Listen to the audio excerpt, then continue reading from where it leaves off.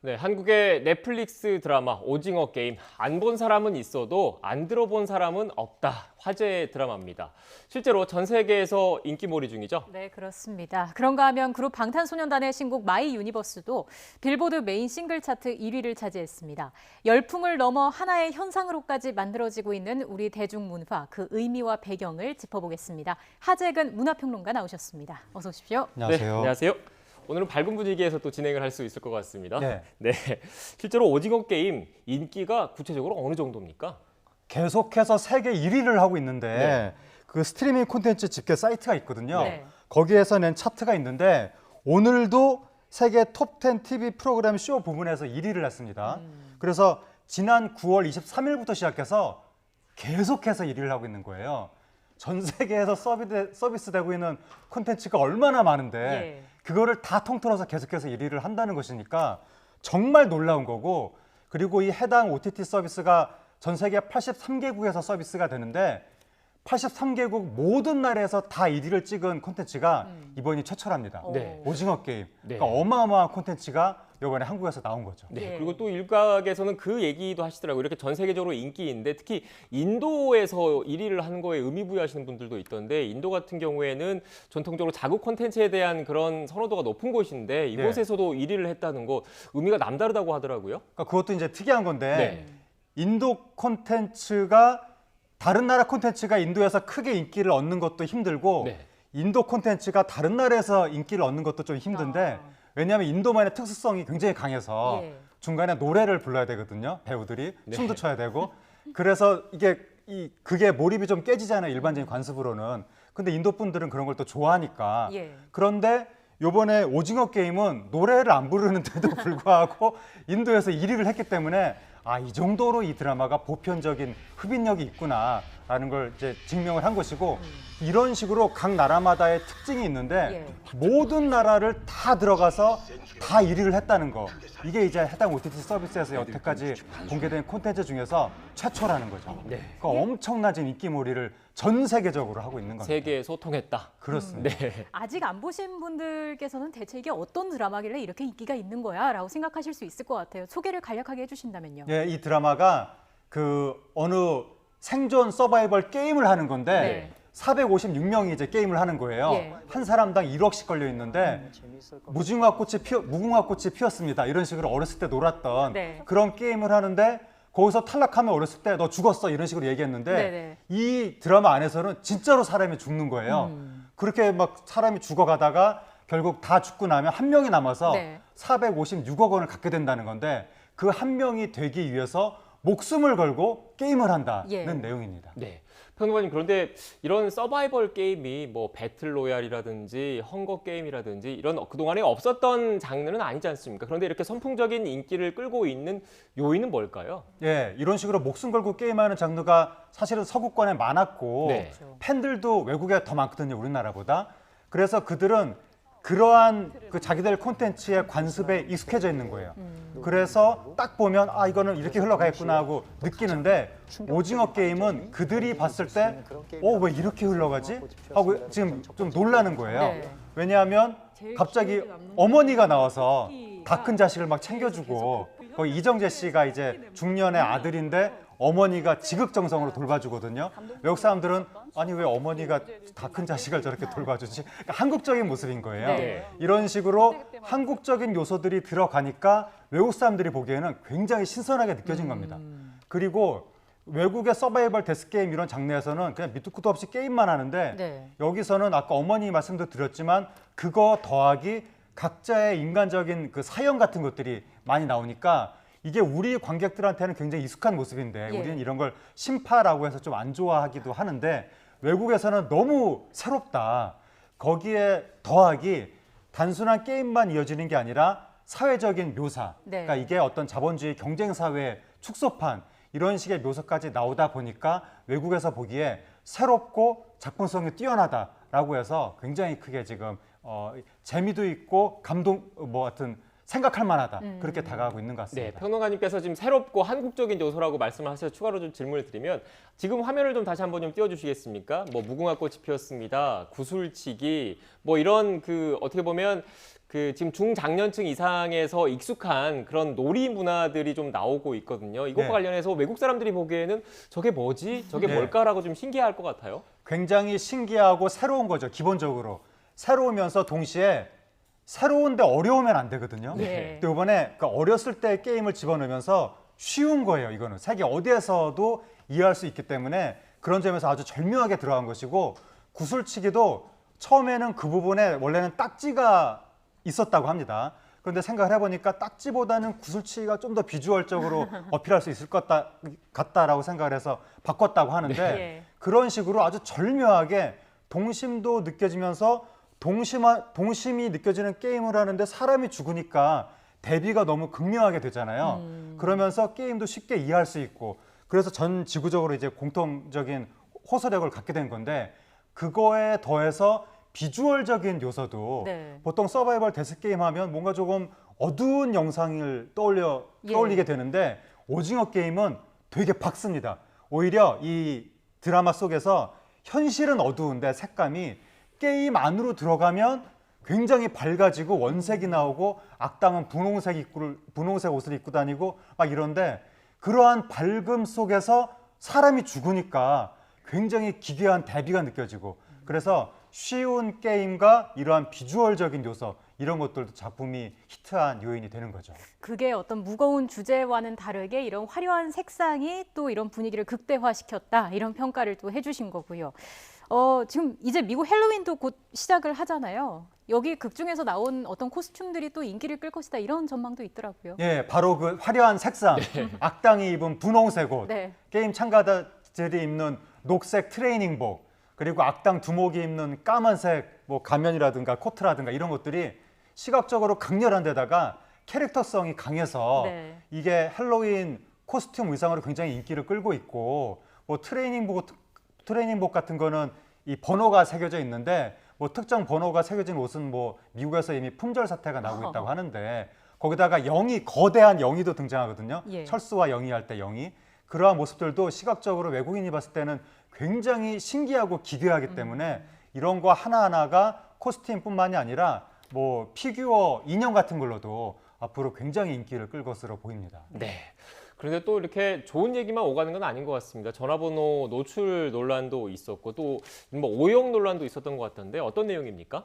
예, 외국에 그 한국어에 능통한 인플루언서가 문제를 제기했는데, 오징어 게임이 원래 대사는 잘 쓰여져 있는데 번역이 제대로 돼 있지 않다, 엉망이다 네. 라고 주장하면서 한국어로 뭘 봐? 라고 했는데 번역이 영어로 저리 가 이렇게 나오고, 한국어로 내가 공부를 안 해서 그렇지 머리는 장난 아니라니까 이렇게 얘기를 했는데, 영어로 난 천재는 아니지만 해낼 수 있어, 이런 식으로 해서 뭔가 이게 말이 아다르고 어다른 건데 뉘앙스가 제대로 전달이 안 된다는 거죠.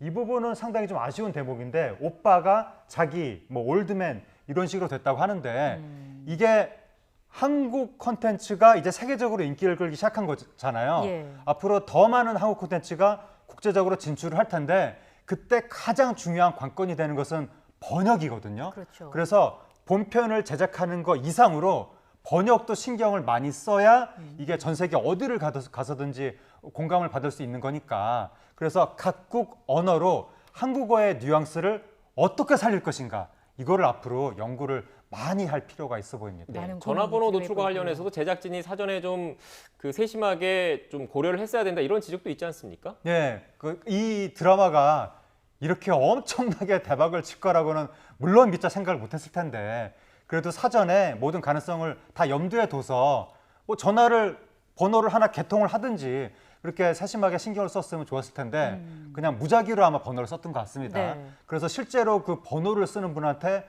너무 많은 연락이 와서 뭐 실생활이 불편할 지경이다라고 하는데, 앞으로 이제 한국 드라마 만드는 분들이 전화번호라든가 계좌번호라든가 예. 이런 것들은 좀 신경을 써서 세심하게 준비할 필요가 있습니다. 네. 네. 또 한 가지 또 아쉬운 부분이 있어요. 일단 넷플릭스가 서비스되지 않은 중국에서도 인기를 끌고 있는데, 문제는 불법 다운로드도 많이 이루어지고 있다고요.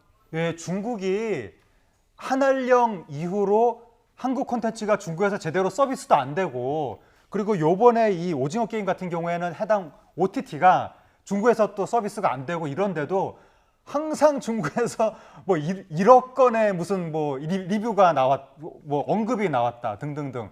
그리고 한국에서 어떤 드라마가 나왔는데 중국에서 서비스도 안 되는데 왜 한국 드라마를 중국에서 비난을 하는지 네. 그건 결국 다 불법으로 보는 거 아니냐.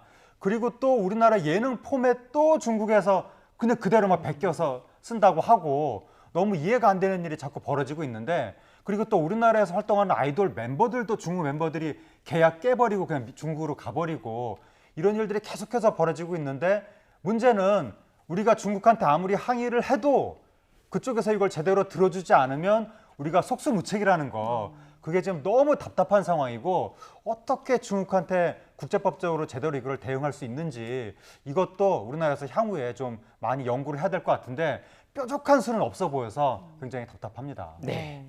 그리고 또 이 질문 순서 되니까 벌써 박상현 앵커 얼굴에 웃음기가 가득해지는 것 같은데 방탄소년단이 지금 또 새로운 역사를 쓰고 있죠?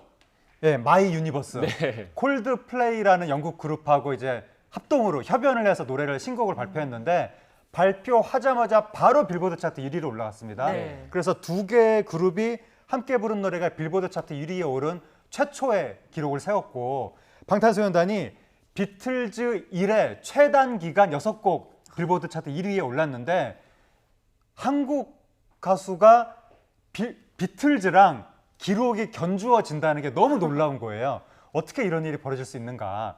그리고 방탄소년단이 이번에 불과 한 달 전에 버터로 빌보드 차트 1위를 했었거든요. 네. 한 달 만에 또 1위를 해서 한국인이 빌보드 차트에서 어떻게 이렇게 밥 먹듯이 1위를 할 수 있는지 이거는 상상도 못했던 일이거든요. 네.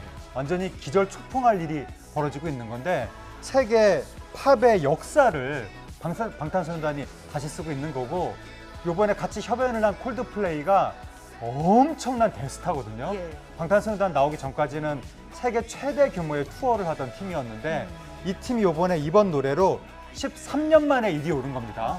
근데 방탄소년단은 한 달 만에 1위에 올랐거든요. 네. 그래서 방탄소년단 1위에 더 잘 오르는 거예요. 결국 세계 최고의 그룹인 콜드플레이마저도 방탄소년단의 덕을 봤다. 이런 상황이 돼서 진짜 방탄소년단의 위상이 정말 놀라운 수준으로 가고 있는 것 같습니다. 네, 예. 지금 방탄소년단의 위상을 말씀해 주셨는데 이 콜드플레이도 대단한 그룹인데 직접 한국에 이 코로나 이 상황 속에서 한국에 와서 녹음을 했다고 하더라고요. 그러니까 그것도 대단한 네. 건데 옛날 같았으면 이런 세계적인 팝 스타가 우리나라 가수를 불러도 그렇죠. 우리가 불언천리하면서 달려갔을 텐데 이제는 거꾸로 콜드플레이 멤버가 이 노래 작업을 하기 위해서 한국으로 왔다는 거죠. 네. 근데 요즘 시국이 평소도 아니고 코로나 시국인데 한국에 와서 다 그 방역 자가격리 이런 거 절차 밟으면서 이 콜드플레이 멤버가 방탄소년단 생각을 하면서 버텼다라고 했는데 그러니까 그럴 정도로 방탄소년단의 위력이 엄청난 거고 또 이번 노래도 한국어 가사가 들어갔거든요. 맞아요. 영어로만 불린 게 아니라 예. 그 한국어 가사를 방탄소년단 멤버가 직접 또 작업하기도 했는데 그걸 통해서 방탄소년단의 뮤지션으로서의 또 면모가 다시 드러나기도 했고 이번 노래가 콜드플레이 앨범에도 수록이 되는데 네. 정말 콜드플레이 멤버가 한국에 오고 한국어로 작업을 해서 그 노래가 빌보드 차트 대뜸 1위에 오르고 생각하기도 어려웠던 일들이 현실에서 계속해서 벌어지고 있습니다. 네. 한국어 가사가 섞인 곡이라서 더 의미가 있어 보이는데 어떤 메시지를 좀 담고 있나요? 이번 노래가 마이 유니버스인데 예. 나의 우주, 넌 나의 우주야. 넌 나를 뭐 밝혀줬어. 사람들은 우리가 함께할 수 없을 거라고 했지만 우리는 뭐 함께할 수 있을 거야. 그러니까 명시적으로 가사가 그렇게 쓰여진 건 아니지만 그러한 뉘앙스로 흘러가거든요. 그래서 엄청난 사랑을 이야기하는 노래라고 할 수가 있는데 1차적으로는 남녀의 사랑이죠. 넌 나의 가장 소중한 존재야 라고 하는 거고 2차적으로는 팬을 이야기하는 거죠. 네. 가장 소중한 존재고 이 시련이 끝나면 우리는 만날 것이다. 코로나 시국이 끝나면 우리는 콘서트를 할 수 있을 것이다. 아하. 그런 의미가 있는 거고 3차적으로는 이게 차별받은 사람들에 대한 노래거든요. 그러니까 어떠한 뭐 인종적이건 민족적이건 또 뭐 성소수자 문제건 어떤 문제로건 만날 수 없거나 차별받는 사람들한테 용기를 주고 우리는 다 함께 할 수 있다. 만날 수 있다. 라고 하는 어떠한 사회적인 메시지도 들어간 것이어서 1차적으로는 사랑을 이야기하지만 동시에 사회적인 시야까지 담고 있는 그러한 메시지가 담겨 있어서 더 의미가 있는 것 같습니다. 네. 마지막으로 평론가님 이렇게 오징어 게임 그리고 방탄소년단의 활약 우리 K 콘텐츠, 이른바 K 콘텐츠가 전 세계적으로 각광을 받고 있다는 것, 결국 우리나라의 문화적 위상이 그만큼 높아졌다 이렇게 봐야 되는 거겠죠? 우리나라의 문화적 위상은 매우 지금 높아지고 네. 있고 미국 헐리우드 업계에서도 최근에 미국 매체에서 보도가 나오는 것이 한국 콘텐츠 산업이 이제는 경쟁자가 돼가고 있다. 네. 그리고 한국 콘텐츠라든가 한국인을 섭외하기 위해서 혈안이 돼 있다. 이런 말들이 나오는데 우리나라 콘텐츠가 대중음악도 그렇고 영상 콘텐츠도 그렇고 굉장히 보편적인 호소력을 가지면서 아주 특수한 한국적인 특수한 요소가 들어있어서 세계인들한테 신선한 새로운 콘텐츠로 받아들여지고 있는 거예요. 근데 그러한 새로운 콘텐츠가 지구적인 유통망을 타고, 그러니까 전 지구적인 유통망이 새로 생겼는데 네. 그게 뭐냐면 인터넷인 거거든요. 그 인터넷을 통해서 노래와 영상이 그냥 막 흘러가는 이런 시대가 됐는데 그 유통망에서 가장 경쟁력 있는 콘텐츠 중에 하나가 한국 콘텐츠가 됐기 때문에 한국의 위상은 앞으로 점점 더 올라가게 될 것 같습니다. 네. 그렇다면 이 새로운 콘텐츠가 단순히 호기심에 그치지 않고 꾸준히 계속 경쟁력을 이어가야 될 거지 않습니까? 네. 어떤 점에 가장 그 주안점을 두고 노력을 해야겠습니까? 지금 한국 콘텐츠 이 업계에 돈이 쏟아지고 있거든요. 요번에 오징어 게임 OTT만 하더라도 올해만 5천억을 쓰겠다는 거예요. 한국 영상업계에. 이런 식으로 너도 나도 투자 계획을 발표하고 있는데 네. 돈이 이렇게 막 쏟아질 때 자칫 거기에 취해서 외형만 커지게 되면 이게 수명이 오래가지 않을 수도 있습니다. 그래서 이런 때일수록 정신을 바싹 차리고 돈에 취하면 안 되고 내실을 키워서 제대로 된 콘텐츠들을 만들어 나가야 생명력이 길게 유지될 수 있을 것 같습니다. 네. 네. 내실을 키워야 경쟁력을 이어갈 수 있다는 말씀이 좀 눈에 기억에 남는 것 같습니다. 지금까지 하재근 문화평론가와 함께 이야기 나눴습니다. 오늘 말씀 고맙습니다. 고맙습니다. 감사합니다.